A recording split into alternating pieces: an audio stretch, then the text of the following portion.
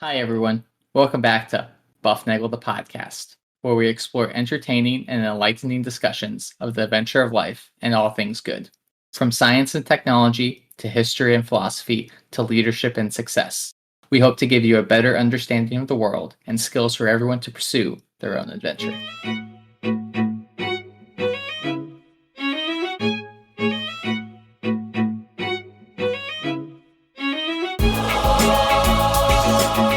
Hi, everybody, and welcome back to Bufnagle the podcast, where we talk about all things good and the pursuit of the adventure of life. I am Rafe, and I'm on top of the world today because I get to do another podcast with Harry. Harry, it's a great day to be doing a podcast with you. How are you today? I'm doing great, Rafe. It's another Bufnagle day. I'm doing well. We had a pre-production meeting here. Yes. That was all over the place, and I'm sure if we wrote things down, we would have episodes in queue for the next 3 or 4 weeks. Yeah, that's how it always goes, right? We do that side bank notes, and we have a plan for these things, and then we talk about things that we're going to talk about, and never really write down what we're going to talk about. But anyway. This is today, but before we go any further, I want to thank the listeners for being here. Because of you guys, we are a global top 10% podcast. You can reach us at bufnagle at bufnagle.com. And if you are new to the podcast, you will find that we are everywhere on the interwebs. And we'll ask you, hey, give us 4 episodes and see if we don't give you something see if we don't give you a reason to come back for more. Give us 4 episodes or 444 episodes, something like that. And if you could help us by hitting the like button or that smiley star button or the gold star or the 5 out of 5 stars. The 5 out of 5 star, the hamburger, that little golden dragon, whatever it is, hit the button. Yeah, it'd be great. Rafe gets pudding, Zach gets brownies, and I heard you guys talking the other week. I know what I get. What? I get chocolate chip cookies. Well, see, there you go. Now think about how happy you could make the Donahue clan just by hitting that smiley star button. So do that, subscribe, and say nice things about us. And remember, tell a friend to listen, and you will get a free episode. Harry, John Mellencamp. Do you know who John Mellencamp is? I do. I don't listen to a lot of him, but I know who he is. Well, he's actually a very prolific songwriter. And I mean, if you do a search for him, there's a lot of songs that you will that he has that you will know. And what's interesting to me is he started off as, I forget the sequence here, but at one point he was John Mellencamp. No, he was John Cougar. And then he was John Cougar Mellencamp. And then he was just John Mellencamp. And I don't know maybe it's just John now. I don't have any idea, but he has a little song and he's kind of like a rock and roll kind of Bruce Springsteen-y guy. Yeah. And he's got a song called Small Town. And he talks about like how awesome it was growing up in a small town. And I was born in a small town and I live in a small town. I'll probably die in a small town. Oh, those small communities. All my friends are so small town. My parents live in the same small town. My job is so small town, provides little opportunity. I've been educated in a small town, taught the fear of Jesus in a small town, used to daydream in that small town. Another boring romantic, that's me. But I've seen it all in a small town. I've had a ball in a small town. I married an LA doll and brought her to this small town. And now she's small town, just like me. No, I cannot forget where it is that I come from. I cannot forget the people who love me. Yeah, I can be myself here in this small town. And people let me be just what I want to be. Ooh, nah, nah, nah. Yeah. Oh, yeah. And so it sounds like your biography. Well, it is kind of like my biography. And what I want to do today is I want to talk about small towns. And I all of us are from small towns, even if we're from big towns, because big towns are really just collections of small towns. Even if you go live in an area of a big city like New York, you have your block. Or you have your neighborhood, and those things are places where everybody knows everybody, right? And you recognize, if you go to the same store every day for a while, you'll start recognizing the checkout people, and you'll find all those things. So we're all from small towns, and I think that's kind of a romantic thing. John Mellencamp talks about that. He says, what does he call himself? Another boring romantic. That's me. So I want to talk about small towns. And small towns in America have a real nostalgia and mystical nature to them. All right, there are a lot of songs like there's a lot of country music about I was small going to towns. say every single country song. Yeah, and if you've been to these small towns, and if you had the great fortune of growing up in a small town area, you know exactly what I'm talking about. If you grew up in a big town, you have a small town where you are, but there's a big town around it, so it's harder to get out to the cornfields, I guess is the thing. But I grew up in a little town in Wisconsin called Hartford, and Harry, we were the 100th graduating class from our high school. And so that year that I graduated, there was this 2-week city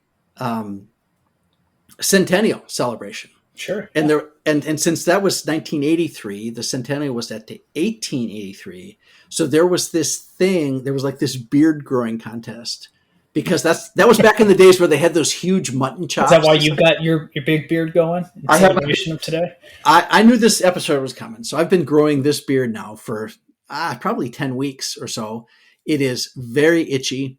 It is very poofy. It's Santa Claus-esque.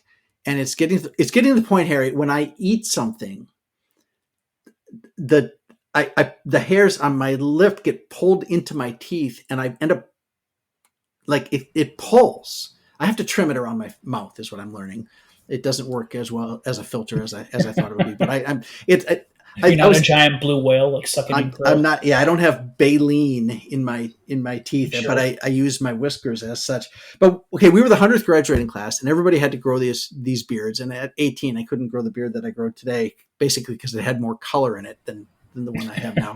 But we had all the small town things. All right, we had parades. We had a band shell. You know what a band shell is? It's like it's a half sphere. No, it's a quarter sphere that you put a band inside there, and they play a little concert in the park, and it directs all the sound out toward the populace out there. We had a band shell, and there would be concerts in the summer at the band shell. And the city band would play John Philip Sousa marches, and the kids would swing on the swings and throw sparklers. It was a little Americana. We had a downtown high school that eventually became the middle school, but it was right downtown where all the shops were, and all the factories. There was a mill pond. So the Rubicon River runs from Pike Lake west through Hartford into the town of Rubicon, and then down into the Rock River, where it eventually flows into the Mississippi. But the mill pond, when it went through the town, it was dammed up by two guys, the Rossman brothers, dammed it up in the 1850s or so, and right at the start of the town was 1883 centennial, probably 1870, maybe 1890, something like that. They dammed up the Rubicon River, and they made this huge pond, and they dammed it up to run the water wheel, to run the mill, right? Mm-hmm. And the elementary school that I went to in Hartford was named Rossman Elementary, after those brothers. The other elementary school on the other side of town was Lincoln Elementary. And Rossman Elementary actually took the place of Washington Elementary. So we had Washington and Lincoln elementary schools. And then Washington got kind of nixed, and that school became the rec center. It was. I'm sure that has some kind of historical significance, but I can't think of it right now. Well, I thought that was kind of interesting that they didn't just move the name of the school to the new building. But that opened in 69, 70, something like that. Sure. All right. So, but there's some famous stuff that has come out of Hartford, Wisconsin, Harry. All right. In the 1930s, there was a car company in Hartford, Wisconsin, and it was called Kissel, Kissel. And Kissel made high-end cars. Like some of the early Hollywood starlets drove around in Kissel Kars. These were like top of the line. Well, they're not top of the line. That'd be like a Rolls Royce thing. But these were high-end automobiles, Kissel Kars, and it was spelled with a K. K for Kissel, K for car. So Kissel Kars, it wasn't a Kissel with a C. Mm-hmm. It was Kissel with a K, car with a K, not Kissel with a K, car with a C. So they were in business from 1907 to 1930, and they had this big factory there along the mill pond, because that's where all the power was, right? Sure. And they made these things. And then that company went under, and they kind of had this, the Depression, right? And they failed because nobody needed high-end cars when nobody could even afford a car. And And they made outboard motors for Sears. Right. Okay. So if you had a boat in the 30s, they still made outboard motors, and they sold that to the West Bend Corporation over there in West Bend, Wisconsin, another little town. And when I was a kid, the Chrysler Outboard Motor Company was in that building. And they would, one day I was sitting in middle school. It was in the winter, and the mill pond would freeze over. So you had two choices when you walked to school in the winter. You could either take the safe route and go through downtown over the bridge on Main Street and then come to school. Or if you're a little bit late, you could risk walking across the mill pond.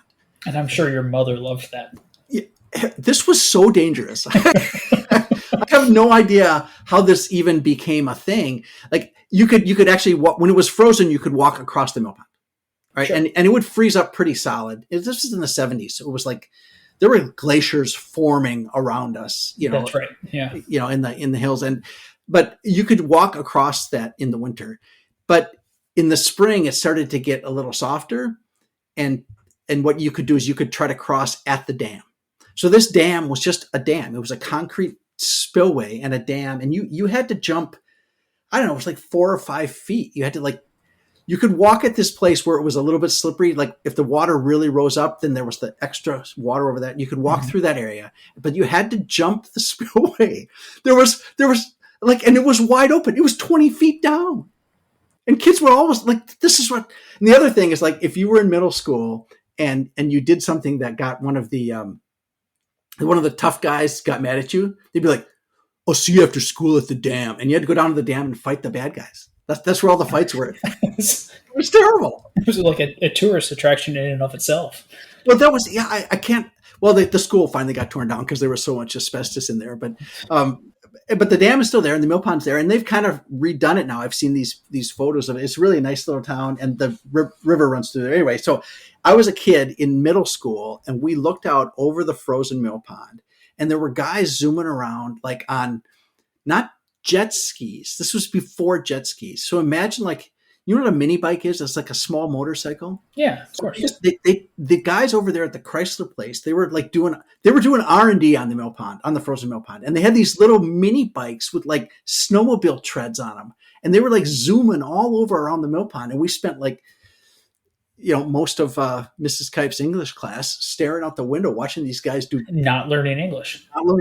Listen to my English now. So anyway, that happened there in Hartford. Kissel Kars, the Chrysler outboard motors, Midas mufflers were made there in Hartford. Right? You need a muffler for your car, you go to Midas. You could do, when I was a kid, you could go down to Midas and you could sign up to be like a parts maker. So you had to there were pieces that needed to get put together. So they would stamp out the main muffler, and then there's like the clamp that goes over it, and you had to screw them together. They had to put these pieces together, and they would hire people in the town to do that. So you'd go there and they'd give you a box of 100 clamps and 200 nuts and 100 pipes. And you would sit there, and people would take their boxes and they'd watch TV and they'd put them together and take them back the next day, and they'd get, I don't know, a nickel or $1 for every part. And the people in town, they just had you were not they just paid you. And people had these kinds of jobs. It was awesome. Broan fans. You have a fan in the bathroom, right? Mm-hmm. An exhaust fan. It most likely was made by Broan Manufacturing in Hartford, Wisconsin. They got bought by Newtone. But if you look, you may say Broan fans on it. And that was made in Hartford. And I used to mow the lawn there. I had a job. So you're basically famous in every American bathroom. Next time you need to use the exhaust fan in the bathroom, you can think of me mowing the lawn there. That's yeah. Yeah. Okay. Yeah, great. All right. And then there's a big printing company there, Quad Graphics. We used to print like a zillion magazines there in Hartford. And when I worked at mowing the lawn at Broan, it was because I actually worked at Black's Nursery, and they were one of the nation's leading suppliers of African violets. Interesting. You know what those are? You got a little plant, and they have those little purple flowers. They made so many African violets. They had greenhouse after greenhouse after greenhouse of African violets, and we used to pot them. You dump potting soil in this thing and this other stuff, and they had this big gigantic mixer. You don't want to put your hand in there. and it would fill these pots, and then you'd put these, the seedlings in there, and they would go out on these. It was a massive operation right there in Hartford, Wisconsin. It was incredible. And Libby's would can their beets in the fall in Hartford. Okay. And you ever heard the expression, "I didn't just fall off the turnip truck"? Yeah, of course. Okay. So Libby's was kind of downtown, back on the west side of downtown. And there was a big hill that you come down the hill, the trucks would come down the hill, and they'd turn right from Main Street onto Wisconsin Street, maybe. And they're these big trucks, and they'd be loaded up over the top with beets. And the truck would go around the corner, and the beets would roll off the top of the truck. All right. And they'd roll out into the street, and then they'd collect in the gutter. And people would stop their cars, and they'd get out and they'd collect the extra beets and take them home and have them for dinner. Sure. Wash them off. They're good beets. So this is small town life that you don't get that shopping at your local Kroger here in suburbia, I don't think. Yeah, well, so this is your small town nostalgia. This is small town nostalgia, and I think it probably still happens to a certain degree, but not as much as it used to. It's not quite. I don't think we have as many. I guess New Tone bought up Brome, so I'm sure New Tone put a New Tone person in charge of the Brome factory, right? So it kind of got connected to the outer world a little bit better. Mm-hmm. So but I think the issue in small towns is that people, they just live their lives. They do their thing. They go to school. They pay their taxes. They raise their kids, and when the beets fall off the beet truck, they pick them up and they have beets. But every now and then somebody gets out, or something famous happens. Somebody becomes important, and in the 40s, Harry, from 44 to 46, German POWs from World War II were employed at local farms, right? So the army had POWs, and there were so many Germans in the area in Wisconsin that people would know that, oh, your great uncle or your second cousin Heinrich is in the POW camp over there at Toma, or wherever it was, or they'd be stationed in Hartford at Zivko's Chandelier Ballroom. Sits on a site there in Hartford where they kept POWs. Camp Randall Stadium in Madison was a POW camp. That's why it's Camp Randall. Yeah, that's where it was. And so the POWs got farmed out to the farms, and to there's a tannery in town, and there were breweries and all this stuff. And a lot of the Germans were very happy to be, I think I'd rather be taken prisoner of war in Wisconsin than fight on the front lines. Oh, sure. And certainly if your first cousin's living right over there in Kenosha or somewhere, they would go visit. Harry, they had picnics and stuff. They had joint, it was a weird time. It was a weird time in the 40s, but Zivko Chandelier Ballroom served as POW camp there. And there were other little towns around there. West Bend, I mentioned that. West Bend bought the things.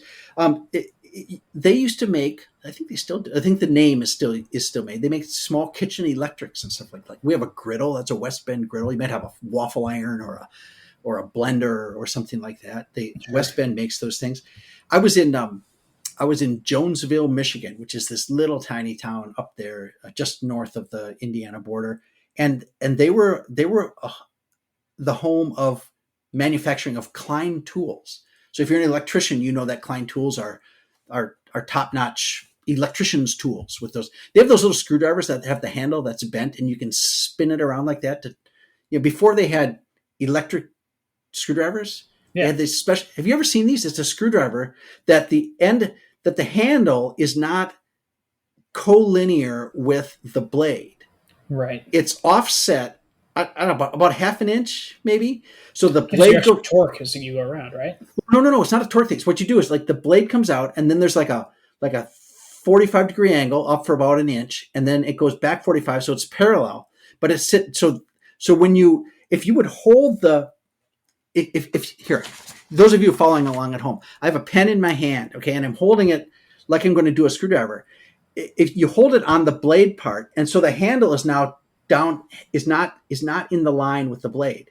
And then if you rotate your hand like this, you can get the handle to spin in a circle, and you can kind of like, you can create a resonant frequency and go woo, woo, woo, woo, woo, like that, and the blade will spin because the handle is, you're putting inertia into the handle going around, and you woo, and those guys would get really, really fast, as fast as an electric screwdriver, and with awesome dexterity with these screwdrivers. So I was in Jonesville, Michigan. I saw this factory where they made these things. So these little things are all got a replica one from 1945. Well, I was there because I was on eBay and I won this, you know, those card catalogs we have? Yeah.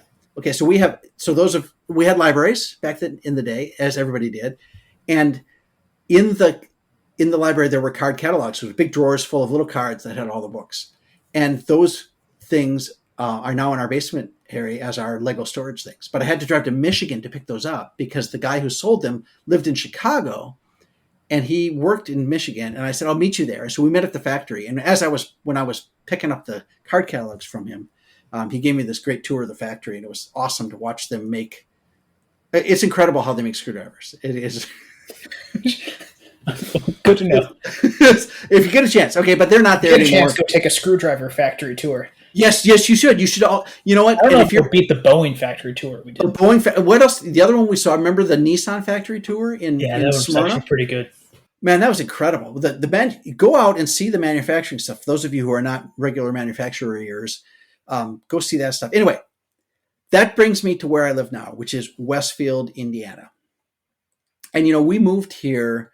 Your sister moved to Speedway, which is a little town with a big racetrack. And we moved up here and looked for a place, and we looked all around the Indianapolis area, and we kind of settled on this Carmel Westfield area, which is the north side of town. And this summer I did a lot of walking from our rental house here to the place where we're building our new house. All right. And we've talked before about the Monon Trail, and I biked that a lot, but there's a lot of, it's suburban growth here, as I've mentioned a couple of times, like about suburban wildlife. Oh, on the suburban wildlife episode area, I mentioned that I saw some eagles. Yeah. I saw an eagle this morning in Carmel. I've seen three. The first sign of spring, It's the first sign of the end of the year. But no, I saw a bald eagle, and so now I've seen three. I've had 3 bald eagle sightings in the last probably 4 or 5 months here I think you see more bald eagles than any other person I know. Really? Oh yeah. Well, I saw one down there when I was down visiting you guys one time. I saw one when we were driving to Raleigh, and I've seen a lot of bald eagles lately. And I talked about this on that episode. You should go back and read that episode. Go listen to that episode. It's Suburban Wild. I forget the number. It's on the list. It's on that big compendium. For those of you not keeping up with the compendium of Bufnagle, it's in there somewhere in Suburban Wildlife. But I saw an eagle there, and we have suburban growth here. Right, so it's a little bit boring, and it's not my favorite thing, suburban growth. But there's a nice thing about it, and if they're building the suburban growth now, they tend to put lots of bikeways and large paths for pedestrian type people to get around. You still got to get across some intersections, but we can do that. And I walked and I biked all over Westfield this summer, and in episode 96 we talk about the Monon Trail. But what's really interesting is if you right near my house, between here and the Meyer store, which is up there on the corner, Harry, is the Midland Trace Trail, which follows the path of the old Central Indiana Railway, parallel to Highway 32 from Westfield to Noblesville, and it's 8 miles. Right, but what's really interesting about that, when that trail goes through the town of Westfield, it goes right past the Westfield Cemetery. Okay, which is downtown, and I learned all sorts of things about Westfield. This is what has blown me away about Westfield. Okay, so first of all, the high school team at Westfield is the Demon Deacons. No, they're not the Demon Deacons. They are the Shamrocks. They're the Shamrocks, and I saw that because it's on the water tower, and I thought, well, that's kind of a cute little name, and I thought that's got to be a hat tip to Notre Dame. That's what I figured it had to be, because it's kind of an Irish thing. And I thought, oh, I'll bet Westfield was founded by the Irish and they like Notre Dame, so they picked the Shamrocks. And you know what, Harry? I was completely wrong. It was not founded by the Irish. It was founded by Quakers from North Carolina, who came to Indiana because they didn't like slavery taking place in the southern states. Yeah, so there's a whole bunch. them. Yeah, so a whole bunch of them moved here to central Indiana, and they wanted a non-violent mascot for the high school.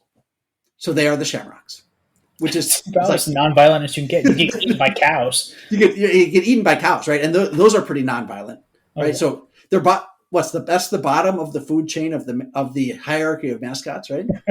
Pretty much. Right. So, but that's where the Shamrocks come from. I thought, well, that's kind of cute. That's kind of neat. Along this Midland Trace Trail in Westfield is Quaker Park, and it's a wonderful park for little kids. They have one of these outdoor sprinkler. It's like a sprinkler park. Have you seen these? Right from the ground, and yeah, it shoots water up, and there's little sprayers. It's not a pool, but so you don't have to have I'm sorry, you have to have clothes, but you have to have a swimsuit, and that's on the Midland Trace Trail. So I've learned these things about Westfield. Okay, so Westfield was founded in 1834. Actually, the cemetery was in 1834. So you go there, and it's not a little park. And they have all these old graves that are mostly unreadable. And it turns out that most of the residents there in this original part of the cemetery were members of the Society of Friends, who are, of course, everybody's in a Society of Friends, but that's actually a name for the Quakers, right? The Friends guys, okay? And there was a guy named Simon Moon, who was one of the founders of the town, and he donated 2 acres of land for this cemetery. And I thought, Moon, okay, that would explain something, because if you go east of downtown Westfield, there's a road, an intersection, and it's called Moontown Road. And I thought, well, this is interesting. It's probably connected. Well, I thought it was, but when I first saw that, when we first moved here, I didn't know. Hadn't read the thing at the cemetery and found out what this. And I thought Moontown, that's kind of weird. So I went down Moontown Road when I first got here, and I looked for some big craters or like a rocket or observatory, something. Yeah, some sort of I could find no reference to moon. Except you got to the end of the trail and Bob Luzinski was standing there. America's favorite rocket scientist was standing right there waving. No, he wasn't. But obviously it's the name for Mr. Moon. All right, so Simon Moon did this. He donated the acreage for the cemetery, and Moontown Road is east of Westfield, between Highway 38 and 32, and north of Highway 38, it is called Hinkle Road, and south of Highway 32, it's called Gray Road, and I'm sure those are named after some people that I haven't yet figured out who they are yet.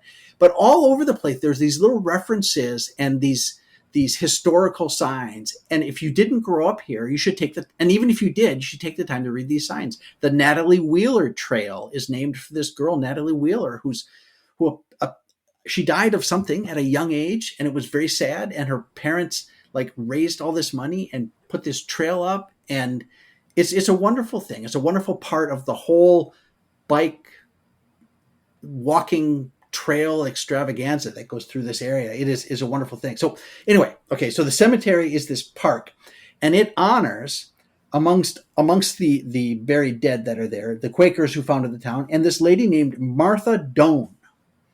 Have you ever heard of Martha Doan?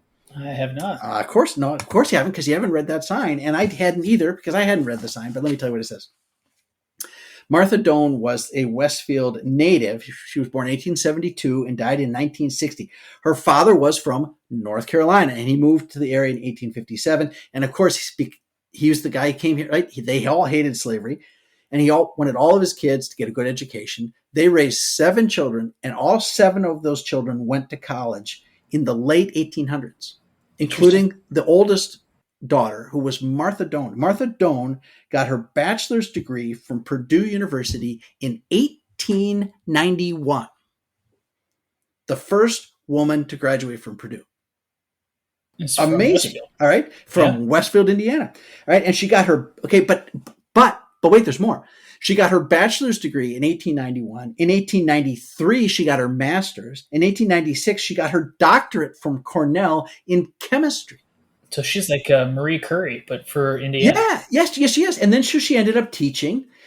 Okay, so think about it. Okay, so she's this lady and she achieves this pinnacle of like academic success, but it's 1896, so she ends up teaching at the local school, at a local high school in Indianapolis.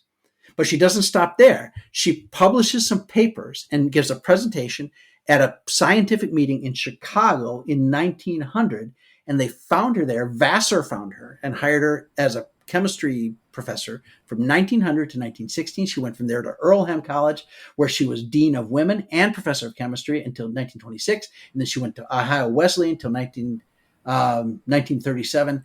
And then she retired, and she and her brother wrote books on horticulture. And she died in 1960. Holy cow. I've never heard of Martha Doan, and now I know there's Martha Doan. There's a lady. Okay, so she's honored. It's the Martha Doan, like all the gardening club there is named after Martha Doan. It's a wonderful thing. So you can go on the pathways from this cemetery. You can go north through downtown Westfield, and you will come to a place called the Asa Bales Park. All right, and you're saying, well, who was Asa Bales? And I was like, tell me. Let me tell you. All right, Asa Bales was this guy. And he was born in, guess where? North Carolina. North Carolina, that's right, in 1795. And then he and his wife moved to Indiana in 1822. And they settled in Mooresville. And he and his wife had no children. So in their home, they raised children who had become orphaned. And they gave money, and they donated money to build a school. Okay. Right? And 10 years later, in 1832, they moved to Westfield, and they opened the first business in town. It's still standing right down there at the corner of Union and 32. And then in 1833, they were like, we should have some elections and elect some people to do stuff in Westfield. So they met at Asa Bales' house. Okay. And they elected 2 justices of the peace and some other guys. And his home was the place where you went to chat about what was going on in the neighborhood. Sure. And the home is still standing there. It's a National Register of Historic Places. It's a wonderful thing. In 1834, Asa Bales, Simon Moon, we've met him before, and this guy named Ambrose Osborne decided we should plat out some streets. So they found this guy, and they said, we need 40. They built 48 lots here, and this will be Westfield. And they laid it out there, and they named Westfield after the Westfield Friends Monthly Meeting, a Quaker anti-slavery group in North Carolina. They stole the name and said, we're putting it on here, and they just built a town out of nothing. All right, and then there's the Westfield Society of Friends split over the slavery issue. Right, they were all anti-slavery, but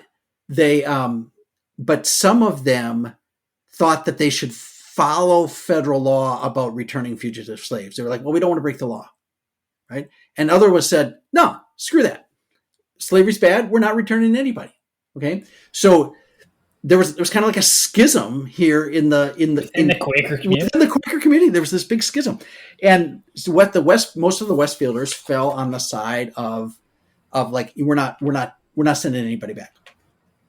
Asa and the settlers in the Westfield area offered a haven for slaves that were en route to Canada via the Underground Railroad. So it was a major stop on the Underground Railroad. Was right there, like 2 miles from my house. Yeah. Was this Underground Railroad stop. And the men would take the slaves into their homes and their barns, and they would hide them in very clever hiding spaces. Right. And the women would cook. And they did this thing, where they hang the blankets out there, and they have the symbols on the blankets tell you whether you should come and go. Yeah. Right. And so he and his wife died in 1845 from cholera that came through there, and they are buried in the cemetery. So Asa Bales has this park, right, that was named after him because he donated the money. Okay. And if you go through the park and off of Union Street, and you come out the top side, you come out on Hoover Road, right? You will come to a little, one of those "this happened here" things. And there's a story of the Rhodes family incident. You ever heard of this? Of course you never have, because I had never heard any of this. Okay. I want to mention this. We talked about Ambrose Osborne. There's an Osborne Park less than a mile from my house that way. And there is an Osborne Trails 55 plus community being built a mile that way, right on the other side of that grass strip airport. That's where we're putting you. That's where I can go there now. And I'm probably the only one who knows who Osborne is, but Osborne was from where?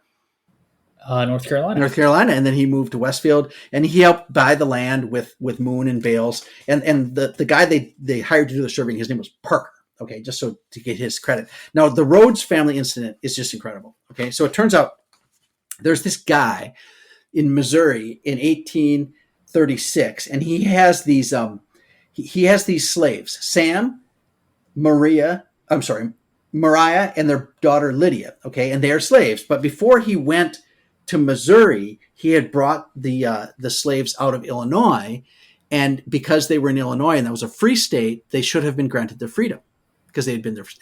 But this guy named Vaughn didn't tell them, because they're like, why should he tell them, right? He knows the law, but he doesn't care because he's a slave owner. He's a slave owner and needs his slaves. Right, so he takes the slaves from Missouri. He sells the slaves to this other guy, and this other guy's going to take the slaves away. So the slaves run. Okay, they run to Illinois. And then they run from Illinois to Indiana. And finally they're like, you know what? We're tired of running.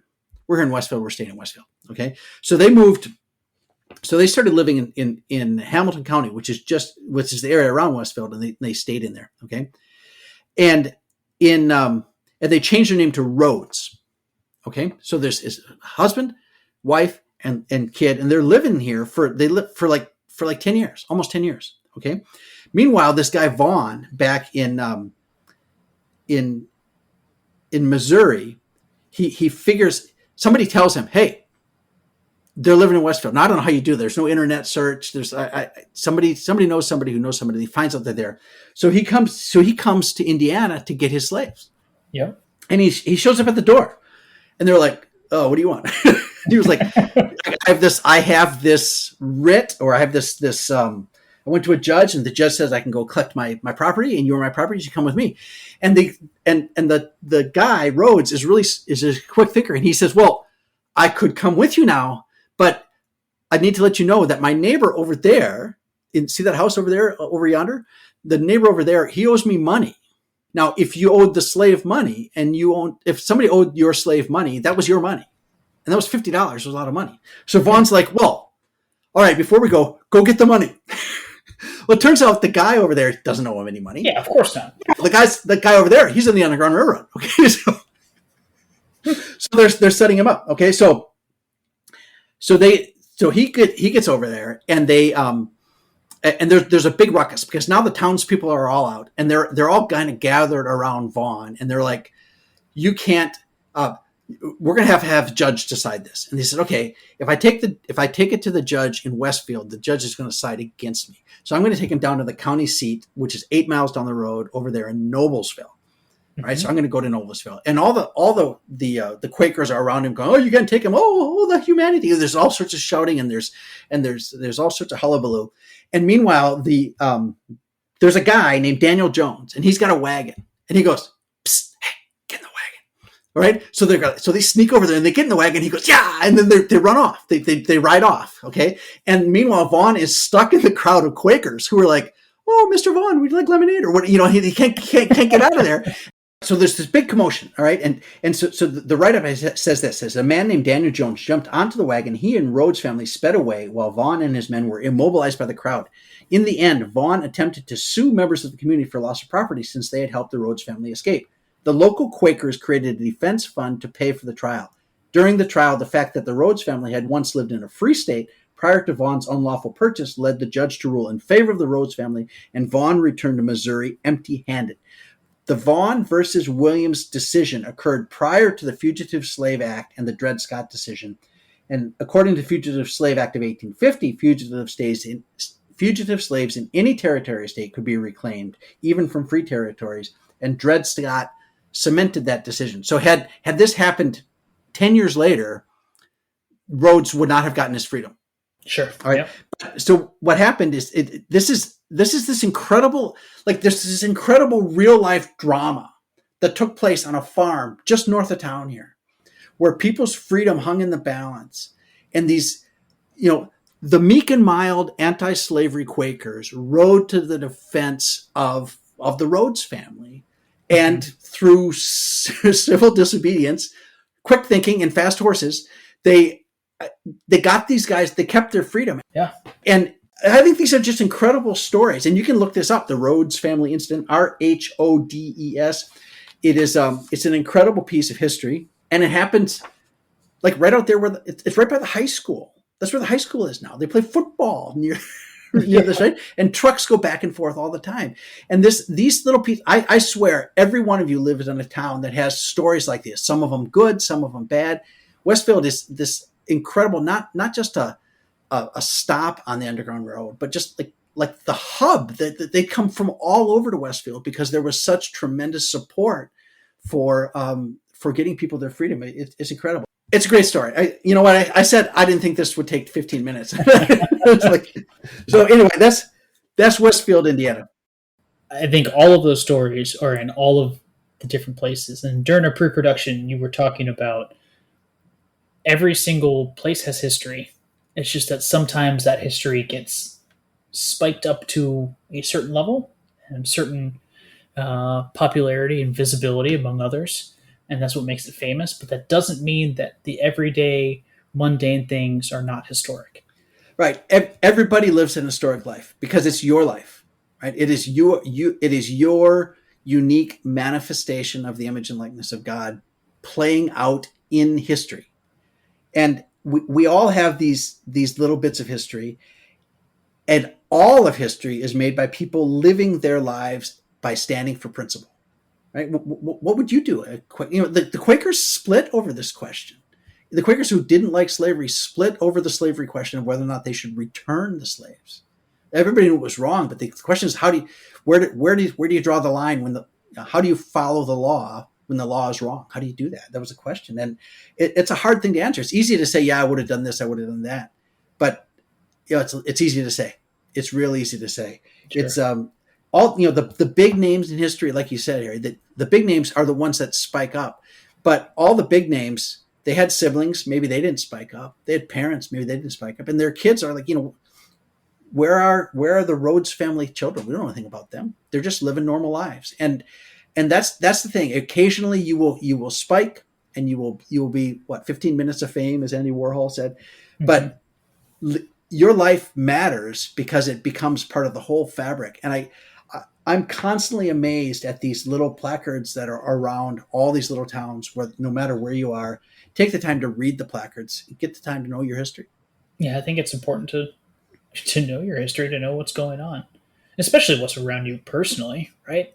Sure, everybody knows that the Declaration of Independence was signed in 1776, or maybe not everyone these days, but there's